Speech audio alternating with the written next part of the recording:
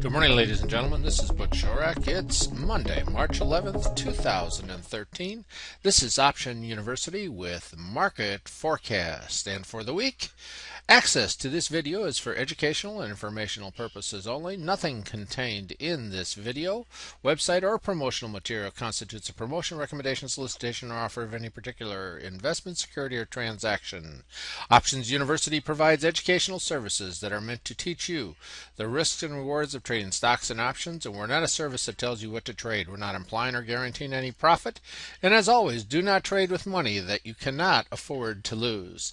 Looking at the week that just took place, let's take a look and see what kind of progress we made from the market as we ended up with a breakout in the Dow, in the NASDAQ, in the S&P 500, and in the Russell 2000. As we see for the week, percentage changes were anywhere from 2.2% right on up to 3.0% for the Russell 2000, giving us some amazing year-to-date percentage gains for the overall markets. 9.9% for the Dow, 7.4% for the NASDAQ, basically being held back by Applenomics, and we see the S&P 500 up 8.8%, and the Russell 2000 up, the leader of them all, up 11%, which is basically what we expect out of the Russell as we look at the first quarter of every new year following its normal cycle. Looking at last week, we saw that last week was loaded with economic announcements, and those economic announcements actually drove the market higher as we had strong ISM data, and the Dow moved up into all-time highs during the week, and the S&P 500 index is really following it strongly, headed for its previous high of all times, and basically that's our target for where we seem to be going. Employment numbers for the past week seem to be great, and the market all was happy as we had our breakout into new territory. Looking at the coming week, what is it that we have taking place as far as economic announcements? Monday has little or nothing taking place on Monday, March 11th. Looking at the 12th, we also see that there's not a whole lot taking place as far as economic announcements. March 13th, on Wednesday, we have a few things coming out with before the market, looking at retail sales, look at import and export prices, and business inventories half hour after the market opens. Looking at Thursday, March 14th, we've got what we have every Thursday morning. At 8:30, we have our jobless claims which come out. Then the all-important PPI also comes out at 8:30. And so that's all we're going to see of importance on Thursday, as we're in the quadruple witching on this week, and so all of the many different indexes will be having option expiration during this week. Consumer Price Index coming out 8:30 on Friday morning. Empire State Manufacturing Survey at 8:30, and then ultimately Consumer Sentiment just before the 10 o'clock hour on Friday. So as we get to the end of the week, you see that we have a whole lot more coming out than we do earlier in the week, and we're also coming into options expiration, which generally in the last few months has been a bullish happening, and we'll see exactly how that holds up this coming week as we see the SPX broke out again last week. Looking at the overall index, looking at the S&P, we see that we are in a definite uptrend. We are moving up on that trend line that we had drawn there before at the top of our Bollinger Bands, and in a situation where the market again is approaching that overbought region. As we're headed for that all-time high of 1575, we could get there this week if we have big moves out of the market. We're only about 25 points away from that all-time high for the SPX, and then it will join the Dow as headed for that all-time high. Looking at the SPX on a shorter term, let's look at a little different candlesticks. Looking at the past week, we saw that Monday we were still within our normal range, and then Tuesday off it went. Broke out and continued on up following that upper Bollinger Band for the entire week, spending most of the week closing near the high of the day as we had a pullback in the morning on most of those days, then continued on up, headed for new highs. So SPX showing a great deal of strength in this first quarter, and it probably will continue as we certainly see it moving up tick by tick by tick. Now, don't be surprised if we have a whole pullback to the 30-day moving average or the 50-day moving average, but those pullbacks seem to be temporary and then continue to head on up. Let's take a look at the Dow as it closed at an all-time high on Friday afternoon, and we see there it is, exponentially moving up at a nice sharp angle as the Dow is in brand new territory, reaching all-time high. Will it hit 15,000? Well, you hear talk of it. It's still quite a ways away from that number.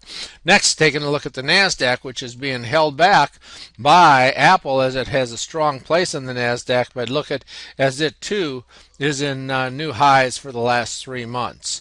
So NASDAQ at 3244 finished strong for the week, and notice we do have a potential reversal signal there, but it certainly could keep right on going if the market keeps getting good economic news. Next, looking at the Russell 2000, looks very similar. See that we're in a definite upcycle, in an uptrend, as we never even pulled back to the 50-day moving average. Tighter Bollinger Band moves on the Russell than the others, but it is our leader for the year so far of 2013, up almost, basically around 11%, the only one in double digits, which typically happens as there's rotation into the small caps in the first quarter. The VIX showed us that there's not a whole lot of fear in the market as we pulled back. Look at that at 12. Certainly on the very low end of our range, and we see that we're kind of headed for that level of support right down there as there's very little fear as the market keeps on climbing. And so while the VIX is not actually a index that you can trade as it doesn't follow some of the same rules, there actually are some interesting vehicles to trade the VIX today, and so you might take advantage as we're nearing that support, and we should get some kind of bounce as we get some kind of market pullback. So with that thought in mind, let's take a look at some of our other sectors. Looking at the bond market, we are going to look at TLT, which is our ETF for bonds. We see that as the market popped up, which way did the bonds go? Pulling back, and so we're getting, we actually broke through our previous support, and so we're getting a little oversold on the bonds. So with any kind of pullback on the market, you can expect a bounce out of the bond market, which could take place during the next week with any kind of pullback. Next, let's take a look at the financials, the XLF ETF, and we see that it is showing how as the market pulled up, the financials are going with it, and that is a healthy sign for the overall market as the financials continue this very blessed life that they live in the area of QE3. Then finally, let's take a look at oil, and we see that oil trading near the lower part of its range for the last 3 months. It may not be indicated at the gas pumps, but looking at USO, our ETF for oil, we see that it's not anywhere near its high for the last 3 months. That safe haven gold, where is that hanging out at us? Let's take a look at gold, and we see that it is basically headed down for support as we see it at the very near the low for the last 3 months as gold has pulled back as the market has pulled up. Not a whole lot of fear in the market, so not a lot of movement into gold. And finally, let's take a look and see what kind of volume we had as we increased our movement in the SPX. We're going to look at our ETF, the Spider, the SPY, and we see that as it continued this breakout on Tuesday, Wednesday, Thursday, and Friday, our volume was not all that great, a little under average volume probably, as we saw it moving up on not very strong volume.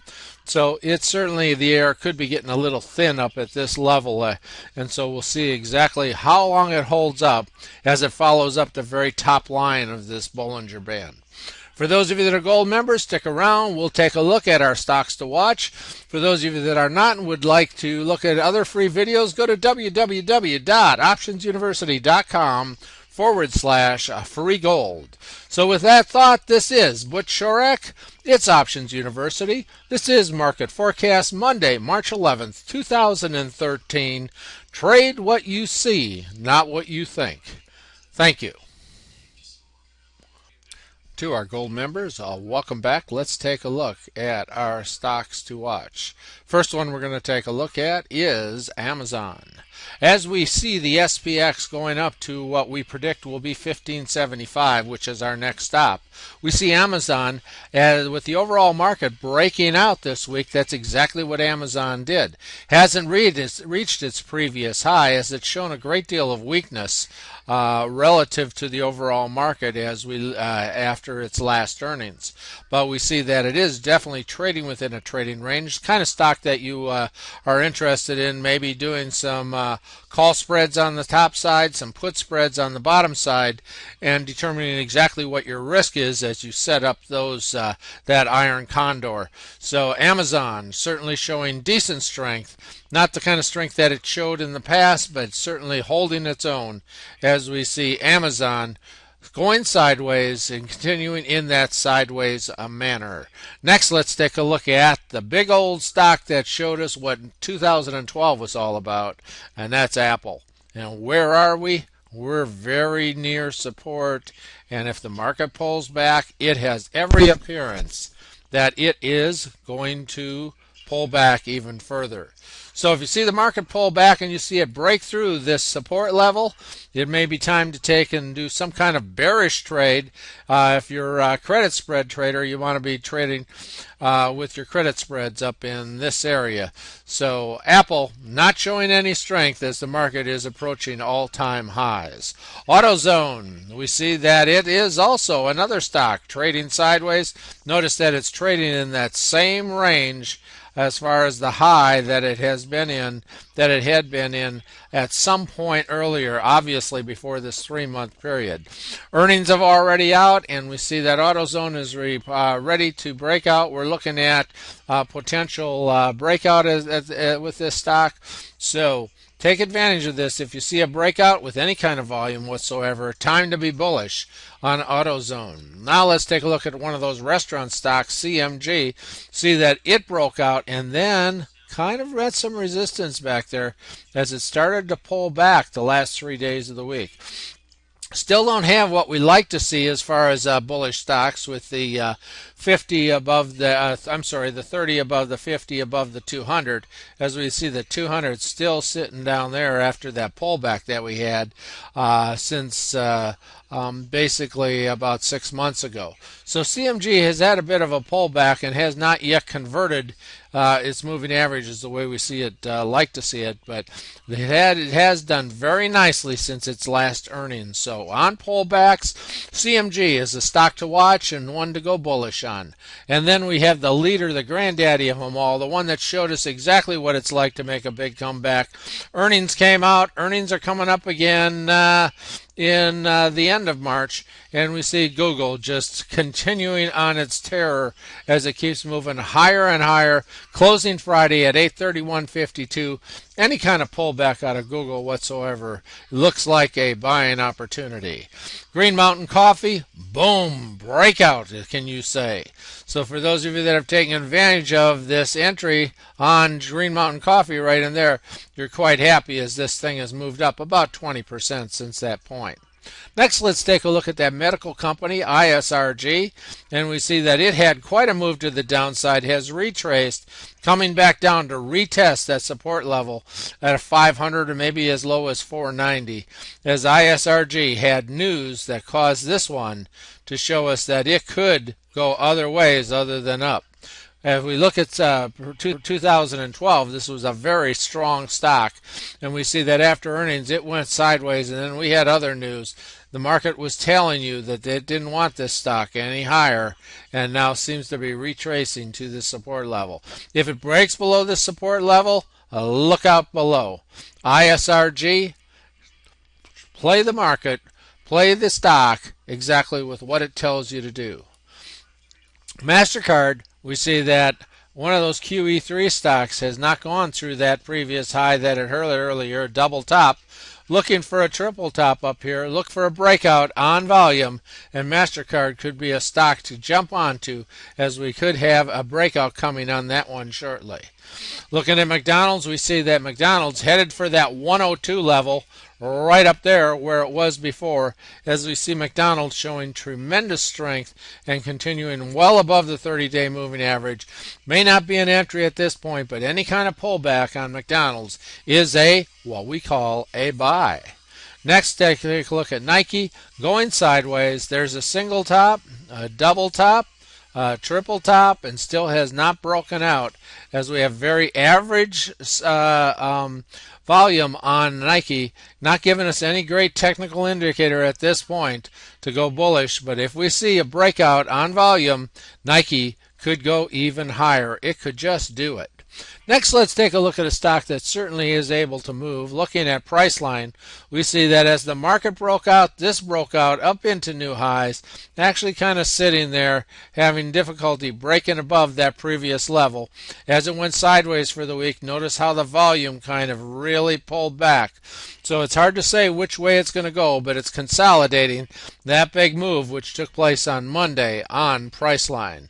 W.W. Granger had one of those solid stocks that keeps on clicking in our economy. We see a very nice uptrend as it continues up higher and higher. So what you want to do, any kind of pullback on W.W. Granger, it hasn't even made it back to the 30-day moving average. Certainly it gives you another buying opportunity on this stock. So that's our stocks to watch. Plenty of opportunities there. Market breaking up into new highs. Announcements this week on options expiration week, and we've got quadruple witching taking place on Friday. So this is Butch Shorak. It's Options University Market Forecast. It's Monday, March 11th, 2013. Thank you for being here.